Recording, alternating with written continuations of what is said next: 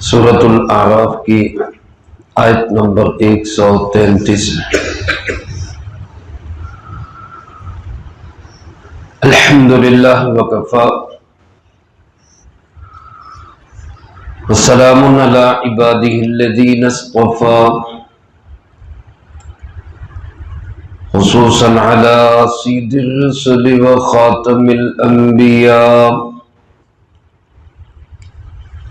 وعلى آلہ واصحابہ الاتقیاء۔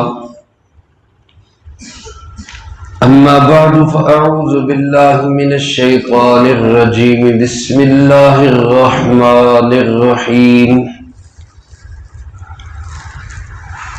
فأرسلنا عليهم الطوفان والجراد والقمل والضفادع والدم آيات مفصلات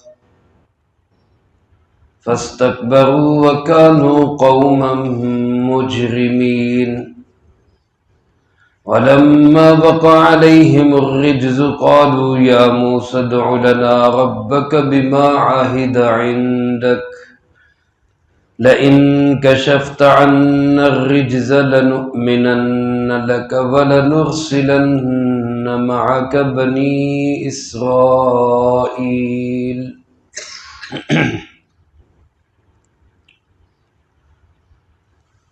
حضرت سیدنا موسیٰ علی نبینا وعلیہ الصلاۃ والسلام کا واقعہ بیان ہو رہا ہے، اور یہ اس صورت مبارکہ میں اللہ پاک نے چھٹا واقعہ بیان کیا ہے۔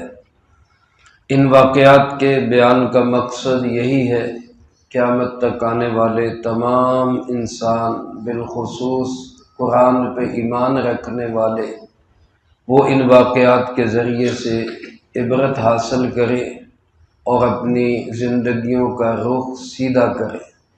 اللہ پاک ہم سب کو ان واقعات سے عبرت حاصل کرنے کی توفیق نصیب فرمائے۔ جادوگروں کو فرعون حضرت موسیٰ علیہ السلام کے مقابلے میں لایا، لیکن اللہ کی شان بری طرح ہارا، اور اس طرح ہارا کہ وہ جن کو مقابلے میں لایا تھا وہ بھی حضرت موسیٰ علیہ السلام پر ایمان لے آئے۔ اس منظر کو دیکھ کر فرعونیوں نے حضرت موسیٰ علیہ السلام کو نعوذ باللہ جادوگر قرار دیا، بجائے اس کے کہ وہ ایمان لے آتے، الٹا ان کا مذاق اڑانا شروع کیا۔ علماء نے لکھا ہے کہ اس واقعے کے بھی تقریباً 20 سال بعد تک حضرت موسیٰ علیہ السلام حق کی دعوت دیتے رہے اور ان کو اللہ کی طرف بلاتے رہے۔ ہم تو بعض اوقات بڑی جلدی مچا دیتے ہیں کہ جی آج ادھر ATM ڈالا ہے تو کل ادھر ساتھ ہی اس کا نتیجہ بھی نکل آئے۔ دین حق کی دعوت میں تسلسل ہے، مسلسل محنت ہے، نتائج اللہ کے سپرد ہیں، کبھی حق میں آئیں گے کبھی حق میں نہیں آئیں گے۔ ایک مومن کا کام یہ ہے کہ وہ سیدھے راستے پہ چلے بھی اور سیدھے راستے کی محنت بھی موت تک کرتا رہے، اور ہمیں اس کا عزم کرنا چاہیے کہ انشاءاللہ زندگی کے آخری سانس تک اللہ کے دین کی سربلندی کے لیے محنت کرتے رہیں گے انشاءاللہ۔ اللہ ہم سب کو اس کی توفیق اور ہمت نصیب فرمائے۔ حضرت موسیٰ علیہ السلام نے مسلسل محنت جاری رکھی، درمیان میں پھر اللہ تعالیٰ نے ان کو فرعونیوں کو مختلف قسم کے چھوٹے چھوٹے عذابوں میں مبتلا کیا۔ قرآن کریم میں ایک جگہ اللہ پاک نے فرمایا کہ ہم نے حضرت موسیٰ علیہ السلام کو 9 نشانیاں عطا کی۔ وَلَقَدْ آتَيْنَا مُوسَىٰ 9 آیات، 9 نشانیاں دی ہم نے۔ علماء نے لکھا ہے کہ 2 نشانیاں تو یہی تھی کہ لاٹھی کو پھینکتے تو وہ سانپ بن جاتا، ہاتھ کو گریبان میں ڈال کے نکالتے تو وہ چمکدار اور روشن ہو جاتا۔ 7 نشانیاں اللہ پاک نے ان آیات مبارکہ میں ذکر کی ہیں۔ ایک کا ذکر گزشتہ درس میں ہوا کہ فرعونیوں پر قحط مسلط ہوا،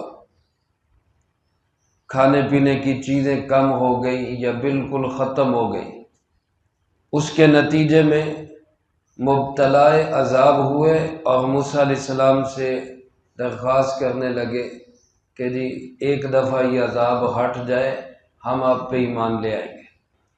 دو مطالبے تھے موسیٰ علیہ السلام کے، ایک یہی تھا کہ ایمان لے آؤ، دوسرا یہ تھا کہ بنی اسرائیل کو رہا کر دو، آزاد کر دو، تاکہ میں ان کو لے کے ملک شام چلا جاؤں۔ فرعون اور فرعونی ان دونوں مطالبوں پر کان دھرنے کے لیے تیار نہیں تھے۔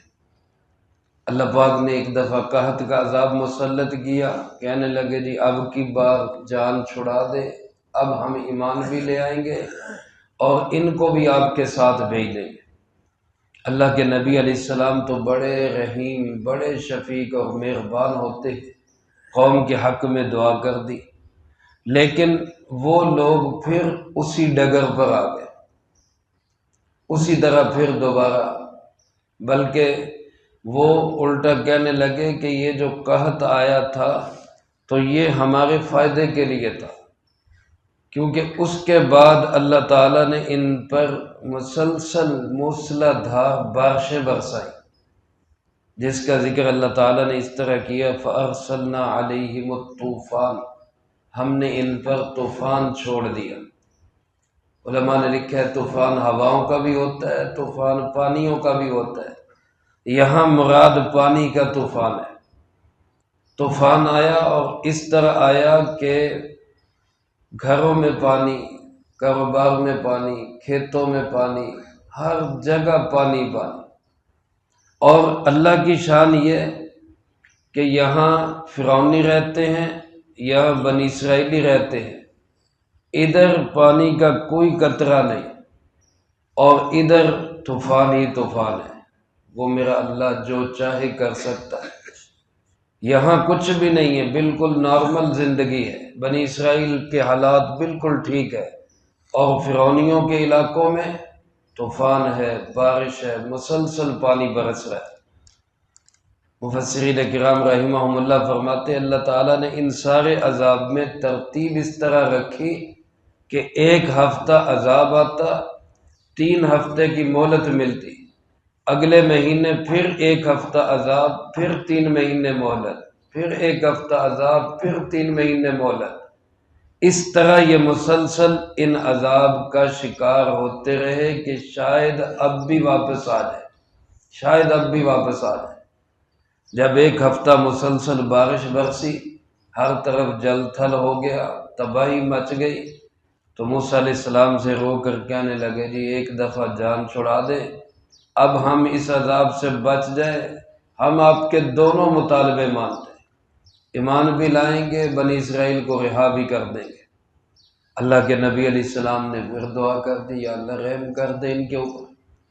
1 ہفتے کے بعد طوفان تھم گیا، اب 3 ہفتوں میں اللہ کی شان ایسی پیداوار ہوئی، غلہ اگا، ظاہر ہے بارش ہوئی تو ظاہر ہر طرف ہریالی ہریالی ہو گئی، تو بجائے اس کے کہ اس پہ سمجھنے کے کہنے لگے کہ یہ کوئی ہمارے لیے عذاب نہیں تھا، یہ تو ایک ہمارے لیے رحمت بن گئی، پانی برسا، اب دیکھو کیسے غلہ نکل آیا، کیسے سبزہ ہی سبزہ ہو گیا، کیسے ہمارے یہاں خوشحالی ہو گئی۔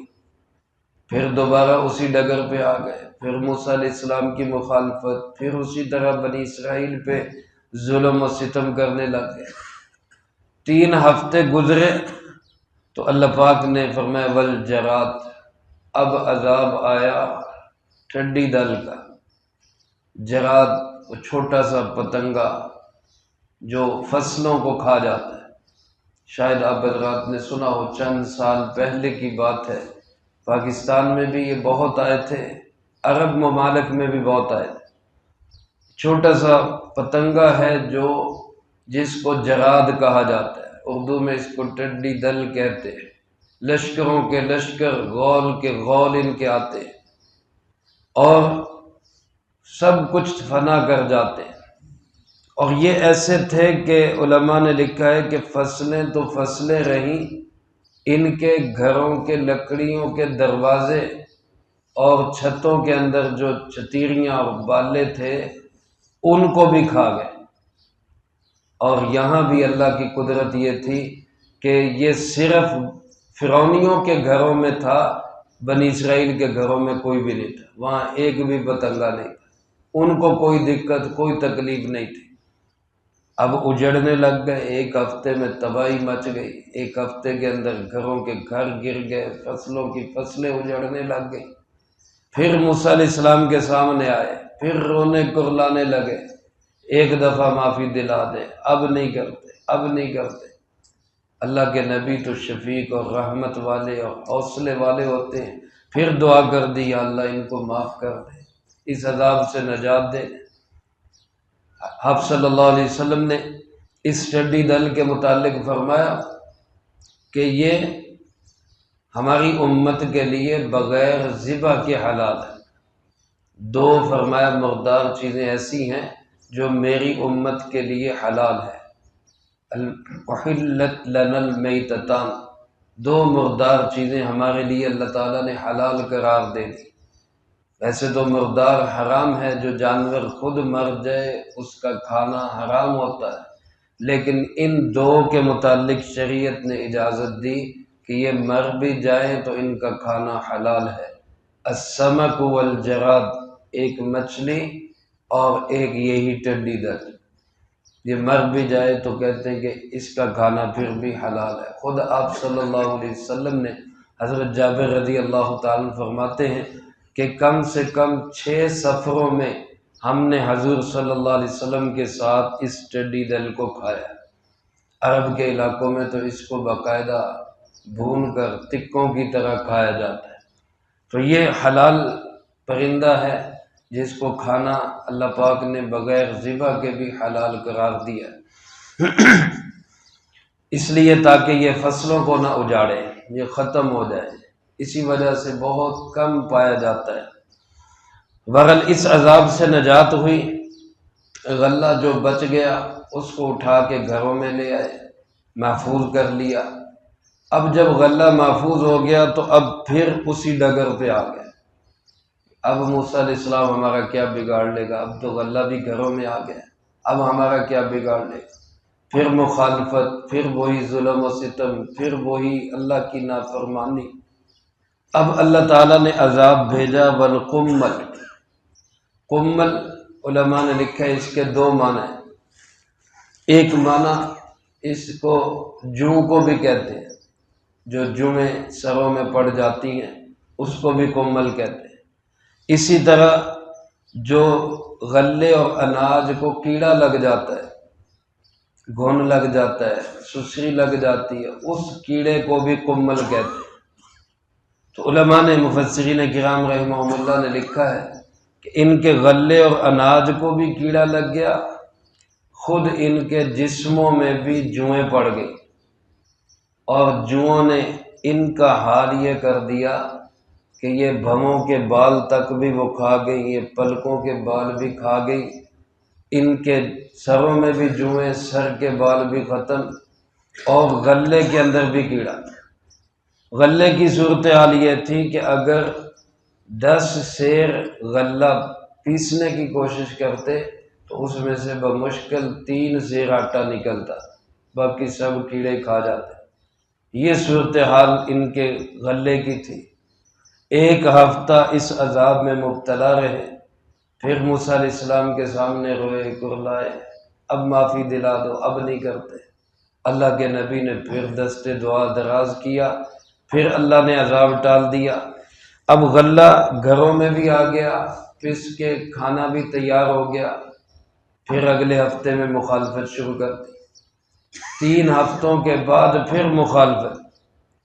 اب جو اللہ تعالیٰ نے ان پر عذاب بھیجا اس کو اللہ پاک نے فرمایا والضفادع، مینڈکوں کا عذاب آیا، مینڈکوں کا عذاب، کھانے میں مینڈکوں کا عذاب، والدم، اور پینے میں خون کا عذاب، دونوں عذاب اللہ تعالیٰ نے ان پر بھیجے۔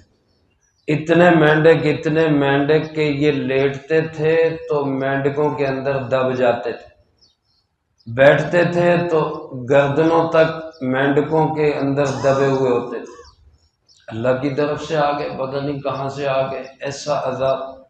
کھانا کھانے کے لیے منہ کھولتے تو لقمہ بعد میں منہ میں جاتا، مینڈک پہلے منہ میں چلا جاتا۔ اور اللہ کی شان یہ کہ یہ عذاب بھی صرف فرعونیوں کی طرف تھا، بنی اسرائیل کی طرف کچھ بھی نہیں تھا۔ اسی طرح پانی پینے کے لیے گلاس یا پیالہ اٹھاتے تو منہ کے قریب لاتے تو وہ پانی خون بن چکا ہوتا، اور جب رکھتے وہ پھر پانی بن جاتا۔ دسترخوان پہ بیٹھے، ادھر بنی اسرائیلی بیٹھا ہے، ادھر فرعونی بیٹھا ہے، بنی اسرائیلی کھا پی رہا ہے، کوئی اس کو پریشانی نہیں، اس سے پانی لے کر یہ پینے لگتے ہیں تو وہ پانی خون بن جاتا ہے۔ میرا مولا میرا اللہ جو چاہے وہ کر سکتا ہے، وہ پانی کو خون بھی بنا سکتا ہے، خون کو پانی بھی بنا سکتا ہے۔ اب پریشان ہوئے، کیا کریں، بھوک سے پیاس سے نڈھال ہو گئے، ایک ہفتہ ہی عذاب چلا۔ پھر اللہ پاک سے، موسیٰ علیہ السلام سے درخواست کرنے لگے کہ اب کے اللہ سے معافی دلا دو، اب نہیں کرتے، اب نہیں کرتے۔ اللہ کے نبی نے پھر دست دعا دراز کیا، پھر عذاب ہٹ گیا۔ اللہ پاک نے اس کو فرمایا آیات مفصلات، یہ نشانیاں ہم نے بھیجی جدا جدا کر کے۔ حضرت عبداللہ ابن عباس رضی اللہ تعالیٰ عنہ فرماتے ہیں مفصلات کا معنی الگ الگ۔ شیخ الہند رحمۃ اللہ علیہ نے اس کا ترجمہ یہی کیا ہے کہ الگ الگ یہ نشانیاں بھیجی، ایک کے بعد ایک عذاب، ایک کے بعد ایک نشانی۔ لیکن ان کی صورتحال کیا تھی؟ اللہ پاک فرماتے ہیں فاستکبروا، یہ تکبر ہی کرتے رہے، اپنے آپ کو ہی بڑا سمجھتے رہے، اپنے آپ کو ہی سب کچھ سمجھتے رہے۔ وَكَانُوا قَوْمًا مُجْرِمِينَ، اور فرمایا یہ قوم ہی ایسی تھی جو جرائم پیشہ تھے، غنڈہ گرد اور مجرم لوگ تھے۔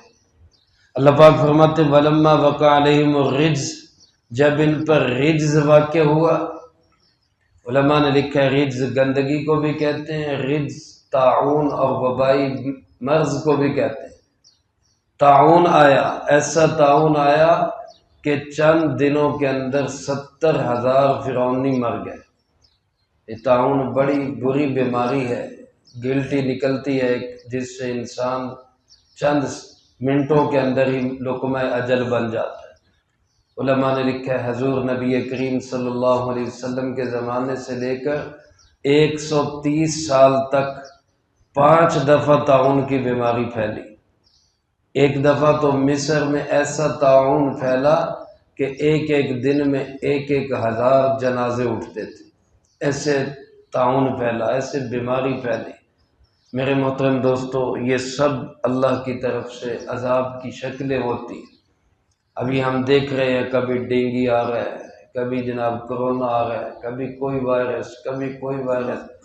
یہ عذاب کی شکلیں ہیں، اللہ کی طرف سے تھپیڑے ہیں کہ اب بھی باز آ جاؤ، اب بھی سیدھے راستے پہ آ جاؤ۔ لیکن ہماری حالت بھی وہی فرعونیوں جیسی بنی ہوئی ہے کہ ٹس سے مس نہیں ہوتے۔ اب بھی آپ دیکھ لیں رمضان المبارک چل رہا ہے، مساجد کی کیا صورتحال ہے، کتنے لوگ نماز کے لیے آ رہے ہیں، کتنے ابھی بھی باہر بیٹھے ہوئے ہیں، پرواہ ہی نہیں ہے۔ اللہ ہم سب کو معاف بھی فرمائے، ہمیں محنت کی توفیق بھی نصیب فرمائے۔ تو یہ صورتحال تھی ان کی کہ عذاب پہ عذاب سہ رہے تھے، مسلسل پے در پے اللہ کی طرف سے نشانیاں آ رہی تھی، لیکن ان کے کانوں پہ جوں تک نہیں رینگ رہی تھی۔ جب بھی کسی عذاب میں مبتلا ہوتے اللہ پاک فرماتے قالو، تو کہنے لگتے یا موسیٰ، اے موسیٰ ادع لنا ربک، اپنے رب سے ہمارے لیے دعا کر، بما عہد عندک، اس عہد کا واسطہ دے کر جو ہمارا اس سے ہے کہ اگر یہ توبہ کر لیں گے تو اللہ معاف کر دے گا، یہ عہد ہے، تو ہم سے اس عہد کے لیے اللہ سے دعا کر۔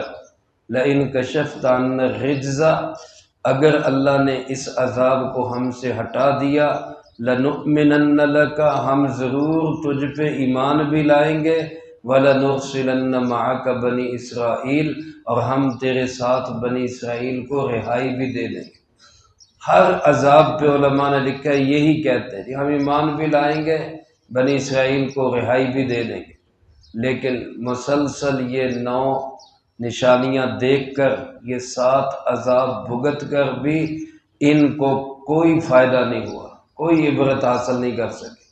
پھر بالآخر وہ بڑا عذاب آیا جس کے بعد ان کا نام و نشان مٹ گیا۔ اس کا تذکرہ اللہ تعالیٰ نے اگلی آیات میں کیا ہے، وہ انشاءاللہ اگلی فرصت میں آئے گا۔ اللہ پاک سے دعا ہے اللہ مجھے آپ کو سب کو قرآن و سنت کی صحیح سمجھ نصیب فرمائے، جو کہا سنا اس کو زندگی میں لا کے دوسروں تک پہنچانے کی توفیق عطا فرمائے۔ اللہم لک الحمد کما ینبغی لجلال وجہک وعظیم سلطانک، اللہم لا احصی ثناء علیک انت کما اثنیت علی نفسک، اللہم لک الحمد کما انت اہل، وصلی علی محمد کما انت اہل، وافعل بنا ما انت اہل، فإنک اہل